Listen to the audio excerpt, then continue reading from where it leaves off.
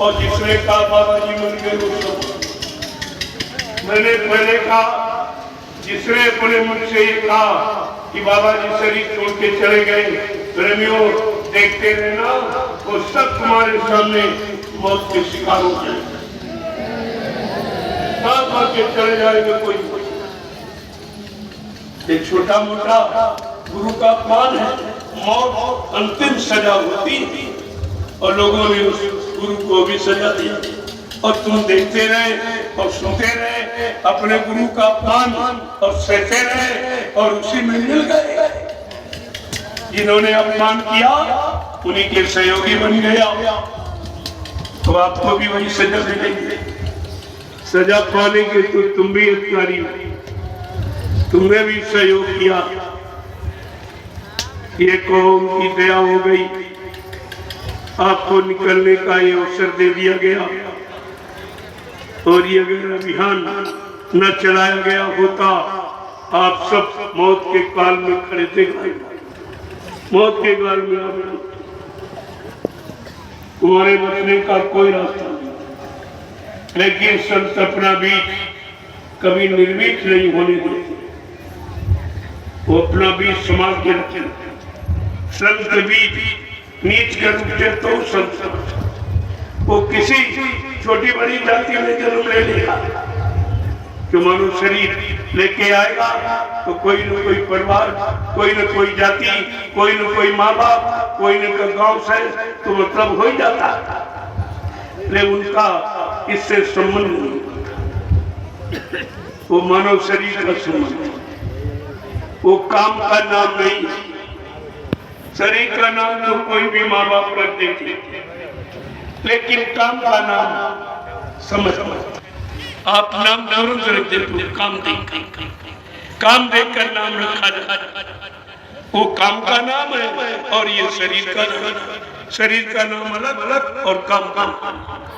तो आपके वो शरीर के नाम से क्या लेना दिया?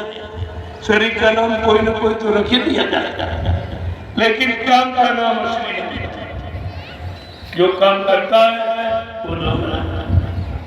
बाबा जी का तो नाम कुछ और आज जो काम हो रहा तो उनको जय गुरुदेव बाबा तो कहा जाता है। सब कहते हैं बाबा जय गुरुदेव, बाबा जय गुरुदेव जी का सत्संग, बाबा जय गुरुदेव जी की चर्चा, बाबा जय गुरुदेव जी महाराज का काम हो रहा। ये नाम काम का आपको ये सब समझना चाहिए। जाति नाम के चक्कर में अगर शंका पैदा हो जाएगी, जो काम हो रहा होगा जाति पाति उनके यहाँ नहीं, कोई शरीर के नाम की कोई बात नहीं, लेकिन व्यवस्था बनाने के लिए शरीर का नाम कहते नहीं भाई ये रूप में अच्छा लगे, अच्छा है कि जिंदा कहना अच्छा है। इतनी भी बात तुम नहीं समझ पाए हो, जिंदा काम करेगा कि मुर्दा काम करेगा, ये सब चीज आपको समझनी चाहिए। मैंने एक बीड़ा शील उठाया और मैं 28 मई 2012 से एकदम बिगुल बजा दिया हिंदुस्तान में कि गुरु उसी शरीर में जीवित है, ये आधार हमारा है। जो कहते गुरु चले गए, ये दुर्भाग्य तुम्हारा है। मैंने आखा लेकर सारे हिंदुस्तान में बिगुल बजा दिया जीवित का, और आज भी आपके सामने वादा कर रहा हूं, सारी जानकारी रख रहा हूं, सारी जानकारी दे रहा हूं पूरी। और इनसे पूछा कि अगर बाबा जी शरीर छोड़ गए थे तो शरीर का पोस्टमार्टम क्यों नहीं करवाया? जब पोस्टमार्टम की बात हुई, क्यों कि शराबी हमारी कन्या का भविष्य खराब कर दिया। जब पता चल गया कि कन्या का भविष्य शराबी खराब कर देगा और तुमने 2-4 को छोड़कर सब शराबियों को आपने मतदान किया है, तो देश का भविष्य क्या उज्जवल हो जाएगा? तुमने देश के भविष्य पर कोई चिंता नहीं की। ये बात सब समझ नहीं की, पर आपको समझना चाहिए।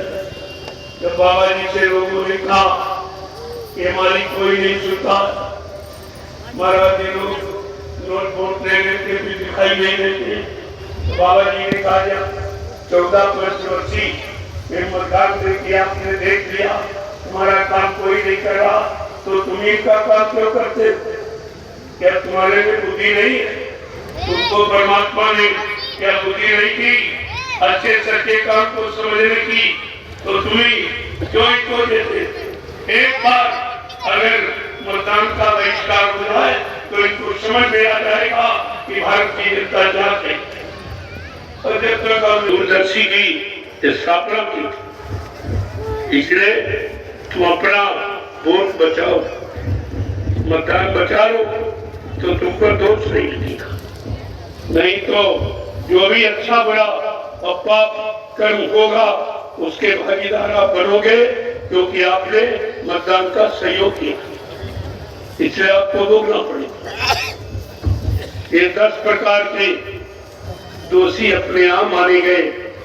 धर्मशास्त्रों में भी लिखा, अनमनता विशास्ता निहन्ना कर विक्रय, संस्करना, चोट करना, कच्चे त्यागा, सलाह देने वाला, मारने वाला, काटने वाला, बेचने वाला और पकाने वाला, परोसने वाला और खाने वाला, ये सब पाप के भागी होते। ये 10 को अपराधी माना गया और आपने भी उन्हीं लोगों को मतदान दिया जो झूठ बोलने वाले, वादा खिलाफी करने वाले, दगेबाजी करने वाले, धर्म के नाम पर धर्म का नाम और निशान भी नहीं, धर्म की परिभाषा ही नहीं जानते। धर्म धारण का विषय है, धर्म प्रत्यन विज्ञान का विषय नहीं है। ये धर्म है अपराधी का, धर्म धारण किया जाता। कोई चीज धारण की जाती है तो उसका फल मिलता है, उसका लाभ मिलता है। और आपने कुछ नहीं सुना, सब कुछ कर दिया, आपके समझ में कुछ नहीं आया। इतना झूठ बोलती रथ हाँकते रहे, कहते मैंने सर्कस से बाण निकाल के इनको मारा, इनको मारा, इनको मारा। तो किस कहते नहीं, तूने नहीं मारा, मेरी दया ने मारा। अब उसको दया समझ में नहीं आ रही थी, दया क्या, बिल्कुल मानने को तैयार नहीं हुआ। और जो कुछ किसने समझाया, आक्रोश क्रोध में नहीं, आक्रोश जो समझाया वही गीता का चयन, वही गीता बन गई। अंततो गत्वा फिर भी उसकी समझ में जब नहीं आया तो कृष्ण को ये कहना पड़ा, सर्वधर्मान परित्यजे मामेकं शरणं व्रज अहं त्वां सर्वपापेभ्यो मोक्षं सामासु। सारे धर्म और मजे और फिर को ये सब छोड़ केवल मेरे अधीन हो जा, तुझे पाप का दोष नहीं लगेगा, हिंसा हत्या का दोष नहीं लगेगा। लेकिन 5 पांडव माने को तैयार है। कृष्ण को कभी भगवान नहीं माना, कभी ईश्वरी शक्ति नहीं माना।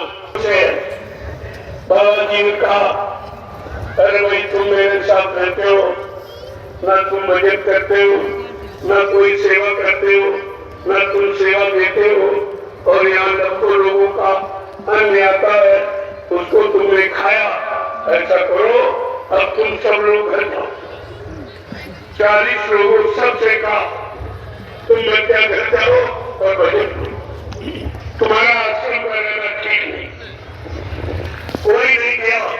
फिर बाबा जी ने कहा, अरे भाई हमसे एक आदमी गाड़ी ले लो, 10-10 लाख रुपए ले लो, तुम सब घर जाओ, भजन करो, आश्रम में रहना तुम्हारे लिए भविष्य में ठीक नहीं होगा। प्रेमियों कोई नहीं माना और गुरु को आदेश दे वाई का दान मान रुपये का वो भी आप जाके कर लो और फिर अगले कार्यक्रम की तैयारी में लग। अगला इससे विशाल कार्य जहाँ कहीं होगा वो इससे विशाल, इससे भी बड़ा बड़ा। अब आप देखते जाइए, छोटा होने की तो कोई बात है ही नहीं। हर कार्यक्रम में 1000-2000 प्रेमी मर जाते हैं।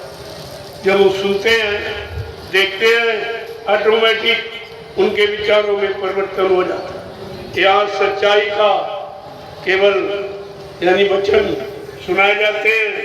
यहाँ लोभ लालच मान सम्मान पाने वाले वचन नहीं मैं सुनाता। मैं तो आपके कल्याण और लाभ